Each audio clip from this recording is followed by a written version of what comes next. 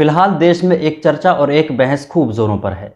TV channels की debate से लेकर सोशल मीडिया पर फिलहाल यही चर्चा है। वो है हमारे मुल्क का नाम भारत और इंडिया। कुछ ऐसी चीज़ें फिलहाल निकलकर सामने आई हैं जिससे ये अंदाज़ा लगाया जा रहा है कि हमारे मुल्क के नाम से इंडिया हटा दिया जाएगा और सिर्फ भारत रह जाएगा। इसे लेकर विपक्षी पार्टियों ने सेंट्रल गवर्नमेंट को निशाना बनाना शुरू किया। वहीं बीजेपी नेताओं की तरफ से कहा जा रहा है कि अगर भारत से इंडिया का नाम निकाल दिया जाए तो इससे क्या परेशानी है। हालांकि ये परेशानी बहुत बड़ी हो सकती है।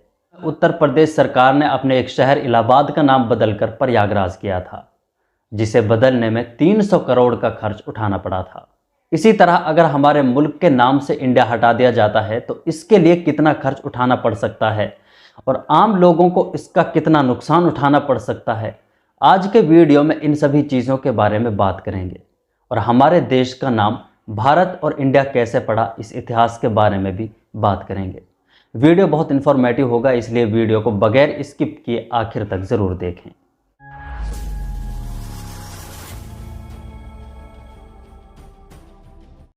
ये कंट्रोवर्सी उस वक्त शुरू हुई जब G20 समिट के इनविटेशन कार्ड में प्रेसिडेंट ऑफ इंडिया की जगह प्रेसिडेंट ऑफ भारत लिखा गया।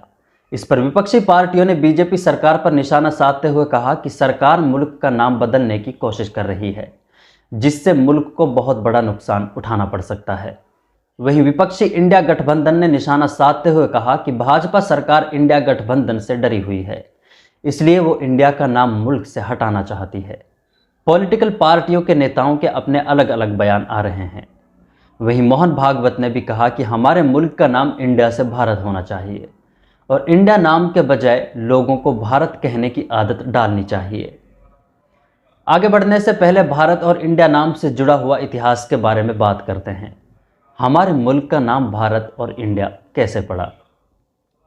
भारत नाम के पीछे की अलग अलग कई ऐतिहासिक कहानियां बताई जाती हैं, लेकिन सबसे ज़्यादा जिसे माना जाता है वो ये है कि प्राचीन काल में हिंदुस्तान का एक दुष्यंत नामी राजा हुआ करता था, जिसके एक बेटा का नाम राजा भरत था। कहा जाता है कि राजा भरत के नाम पर ही इस मुल्क का नाम भारतवर्ष रखा गया, जिसे फिलहाल भारत कहा जाता है। इंडिया नाम की अगर बात करें तो अंग्रेज़ों से पहले इस मुल्क को हिंदुस्तान या भारत कहा जाता था।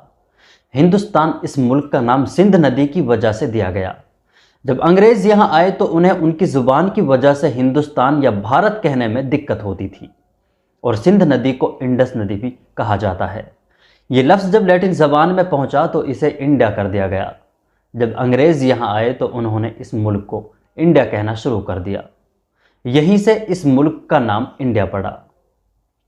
अब बात करते हैं, अगर देश का नाम बदल दिया गया और अगर देश के नाम से इंडिया को हटा दिया गया तो इसके लिए मुल्क और हिंदुस्तान के हर एक नागरिक को कितनी तकलीफ उठानी पड़ सकती है और मुल्क को इसके लिए कितना खर्च उठाना पड़ सकता है। इससे पहले किसी न किसी वजह से कई और देश भी अपना नाम बदल चुके हैं। जिसे म्यांमार का नाम बर्मा हुआ करता था, सन 1989 में बदलकर इसे म्यांमार कर दिया गया। ईरान का नाम फारस हुआ करता था, 1935 में इसे बदलकर ईरान कर दिया गया। अभी हाल ही में 2022 में तुर्की ने भी अपना नाम बदलकर तुर्की किया है। नोटबंदी का वक्त आप सबको ज़रूर याद होगा। नोट बदलने की वजह से भारत के हर एक नागरिक को कितनी परेशानियों का सामना करना पड़ा था। हर दिन लाइन में लगना पड़ता था और तरह तरह की परेशानियां उठानी पड़ती थी। अब अगर इंडिया नाम हटाया जाता है तो नोट से भी इंडिया हटाना पड़ेगा, जिसकी वजह से नोट्स को भी चेंज किया जाएगा।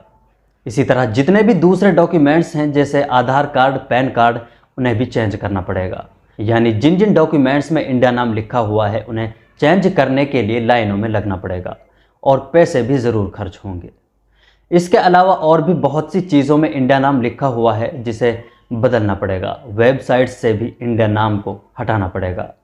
जब सिर्फ एक शहर इलाहाबाद का नाम बदला गया तो उसके लिए उत्तर प्रदेश सरकार को 300 करोड़ का खर्च उठाना पड़ा था।